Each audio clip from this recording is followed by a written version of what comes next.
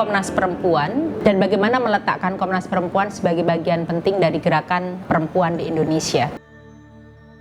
Komnas Perempuan lahir 98 sebagai bagian dari dorongan masyarakat anti kekerasan terhadap perempuan merespon peristiwa Mei 98, lalu mendorong Presiden Habibie untuk mendesak negara bertanggung jawab terhadap peristiwa Mei 98 dan jaminan untuk tidak berulang. Jadi institusi ini bukan sekedar gedung, bukan sekedar sesuatu yang disahkan melalui Perpres, tapi bentuk memorialisasi bangsa atas peristiwa yang sangat tragis, tragedi Mei 98, dan bentuk komitmen negara untuk menghentikan kekerasan.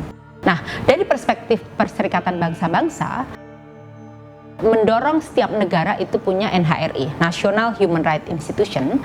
Ini adalah satu elemen keempat setelah yudikatif, eksekutif, legislatif dalam struktur bernegara yang klasik. Sekarang ada yang elemen keempat yang namanya National Human Rights Institution atau NHRI.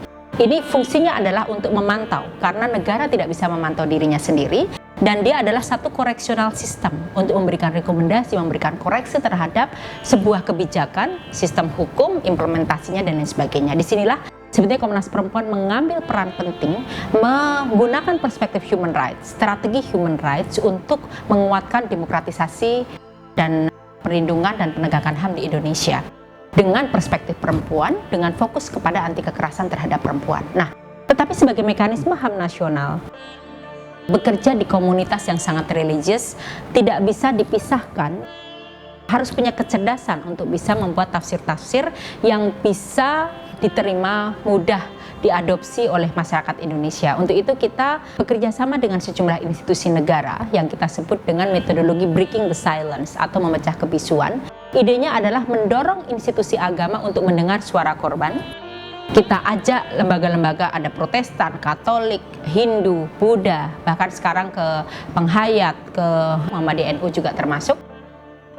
Kita mengajak mereka untuk menelisik lebih jauh seperti apa kekerasan terhadap perempuan itu banyak terjadi karena mispersepsi atas ajaran agama. Misalnya perempuan dipukul karena asumsinya dianggap bahwa agama pernah mengajarkan itu, atau tafsir agama pernah mengajarkan itu. Bahkan seorang anak korban incest bilang bahwa kenapa ini terjadi? Rupanya anak ini bilang bahwa karena dalam agama kita harus hormat kepada orang tua dan menuruti apa kemauannya gitu. Jadi yang seperti inilah kemudian kita menjadi tantangan luar biasa bagi institusi agama, dan kita dorong institusi tersebut setelah mendengar suara korban untuk membuat tafsir yang lebih ramah terhadap korban, dan kita dorong diinstitusionalisasi ke dalam kebijakan lembaga-lembaga agama tersebut gitu. Ini yang coba kita lakukan, dan sekarang kita juga menggunakan satu pendekatan untuk menggunakan konstitusi, karena konstitusi ini kan satu spirit kontrak bersama.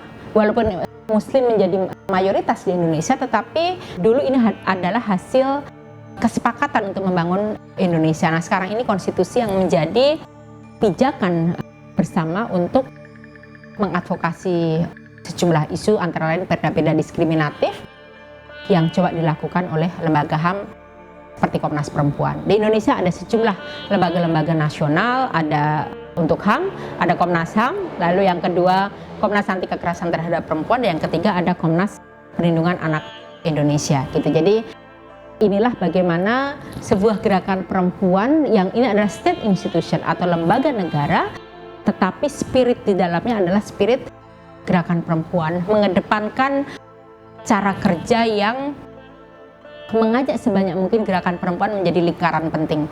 Makanya Komnas Perempuan sampai sekarang tidak ingin kita membuat satu cabang gitu yang akhirnya orang banyak memakan dana negara, tapi justru kita ingin membuat satu institusi yang ramping, yang sintal, yang kecil, tetapi kita punya sayap banyak karena pertautan dengan sejumlah gerakan perempuan maupun institusi-institusi negara yang lain gitu. Jadi desain inilah yang hingga saat ini kita pilih, termasuk persentuhan intensif dengan korban, mendorong korban dari victim menjadi survival, lalu kita ingin bertransisi menjadi defender. Jadi dari korban menjadi penyintas lalu menjadi pejuang gitu. Ini yang menjadi nafas bersama dari sebuah magnet gerakan perempuan di Indonesia.